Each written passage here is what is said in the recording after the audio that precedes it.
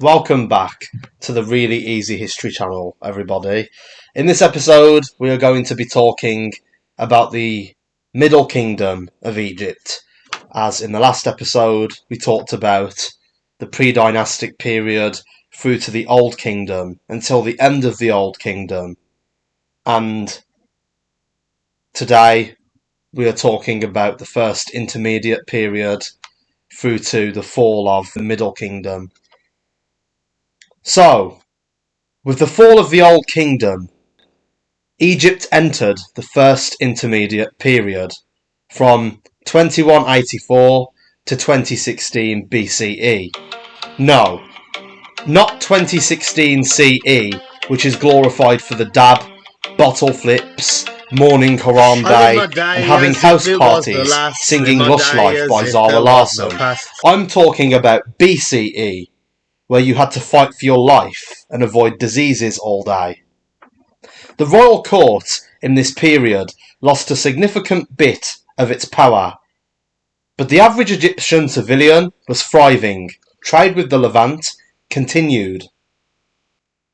Nemtiemsaf became king for a single year, followed by Nitocris for a whopping 2 years. These lot were getting new pharaohs like we get new PMs, although the average person wasn't suffering like in modern Britain, quite the opposite. Did I mention that many years in the future, Egypt would become part of the British Empire, and we would open their kings' tombs and steal a bunch of their artefacts, because I'm sure that's what they would have wanted. The 7th dynasty had 70 kings in 70 days, allegedly. I have no idea what went wrong, but man, it went tits up. Legendary fall-off. This is debated, however. But in the 8th dynasty, it was confirmed that at least 17 rulers were in power in the 20 years after Pepi II's death. And considering that he was meant to have ruled for 90 years, out of all of them, only one of the 17, known as Kakare Ibi, ruled for more than 1 year, as he reigned from 2170 to 2167 BCE. Lol. 67. It's likely due to division and nomarchs wrestling for power, which causes the confusion. It's a bit like Japan's Warring States period, Anglo-Saxon England, or the Holy Roman Empire in Germany. Very fractured. When the nomarch in Heracleopolis captured Memphis, Keti I crowned himself monarch in 2150 BCE, beginning the 9th dynasty. At this point, most other nomarchs would rule city-states, more or less. Ankhtifi of Hierakonpolis conquered Edfu and allied with Aswan against Thebes, but he failed to take it. There were famines in Egypt at the time, because who doesn't like dying because they can't eat food? Intef the Great took control of Thebes and conquered the southern provinces that Ankhtifi controlled before, and he became great overlord of Upper Egypt. Dendera would join voluntarily, but Coptos, in between them, backed the rivals in Lower Egypt. Intef's son, Intef I, although really it should be the second, confusing name, would take Coptos and Nakada. And this united the south, causing a war between Thebes and Heracleopolis. Intef II took Abydos and Thinis to the north, and even a part of Nubia to the south. This was the first time that Egypt controlled land beyond the cataract in Nubia. Intef II reigned from 2112 to 2063 BCE, so he had a relatively long reign compared to most pharaohs. Then there was Intef III and Mentuhotep II in 2055 BCE, and in 2041 BCE, the Lower Egypt Ops would retake Abydos, the sacred city, where ancient tombs were desecrated. Absolutely terrible. Mentuhotep was furious, as he probably should be, and he retook Abydos, conquered Asiut, and killed the nomarch there. And other nomarchs would join him, knowing that they were possibly going to face the same fate, and that they couldn't beat him, so they joined him. And he would easily take Heracleopolis and Memphis. It took another 25 years to pacify Lower Egypt fully. He titled himself the Uniter of the Two Lands in 2016 BCE. And this was the start of the Middle Kingdom, my friends. And it lasted until 1650 BCE. Central authority was strengthened, and a new age of prosperity was here. Thebes was the new capital of Egypt. Sinai was once again part of Egypt, with new mines, or rather the old mines being reopened.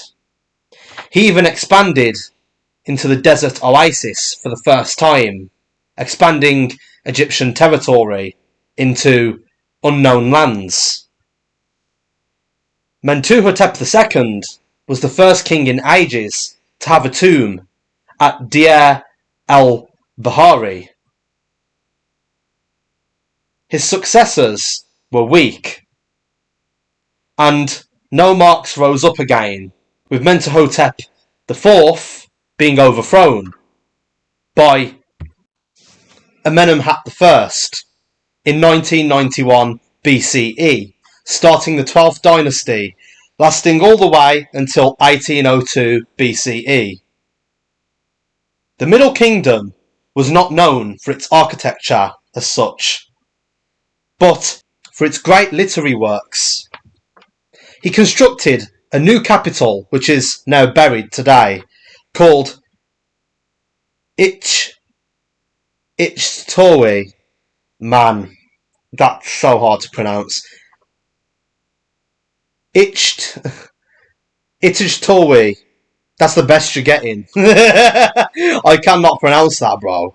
A series of forts were also built along the Sinai region to protect against Asian invaders. Amenemhat crowned his son, Senusret I, as co-regent, and they both ruled Egypt to cement his family's power, as he had usurped the throne, and he would definitely have people trying to do the same to him. Or get revenge, of course. Despite this, he was still assassinated, while his son went on to conquer Libya and sent the military over there. So while he was fighting in Libya, his dad, Amenemhat I, has been murdered. So, because of this, the son, Senusret I, has rushed back to Egypt from Libya before he got the chance to finish the war. And he managed to remain king and deal with all the threats back home. In 1962 BCE, the Nubians took their land back. So he conquered Lower Nubia and enslaved its people in response. A fort was built to watch out for attackers from Kush to the south. Kush was basically the new iteration of the Nubian kingdom. It was very rich and powerful, although not as famous or cool as Egypt, obviously, which is why it doesn't get mentioned as much. They were basically the ops. Of course, he built the fort to the south to watch out for attackers from Kush. And Egypt had new gold mines in Nubia. As a result of this, Upper Nubia was very rich, as I mentioned before. And now Lower Nubia was funding Egypt on top of this. Amenemhat II was very, very wealthy and had lots of rare earth metals, a powerful kingdom, and was trading in the Mediterranean. He also led the military into the Levant region, bringing valuable goods and slaves with them. And there was a large Asian influx, changing the demographics of Egypt around this time. The population would become increasingly Middle Eastern rather than African.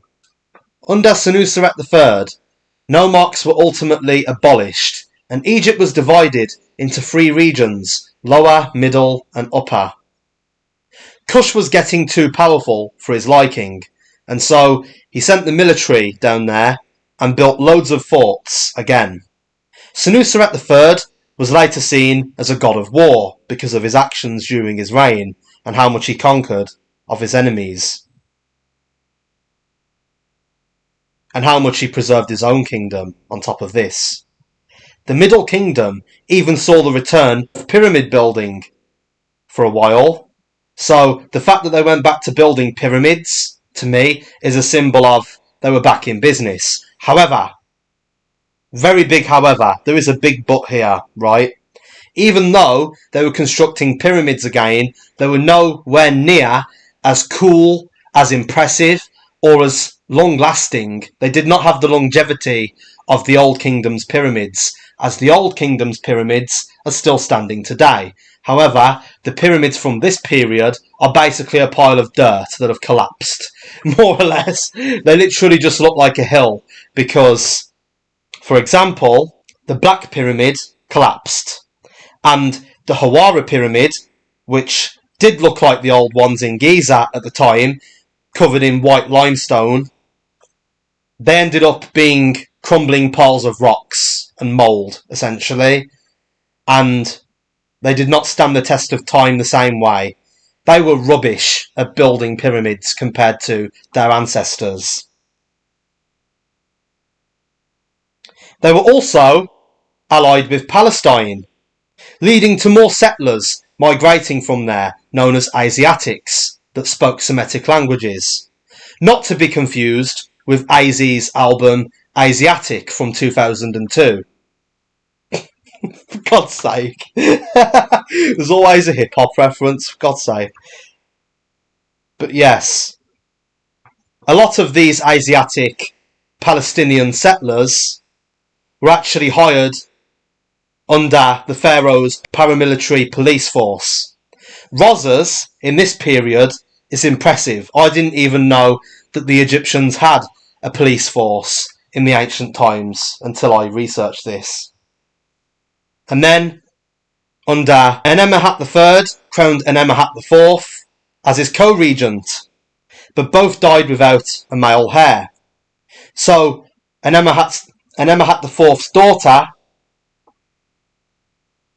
Sobekneferu, became the first queen of Egypt.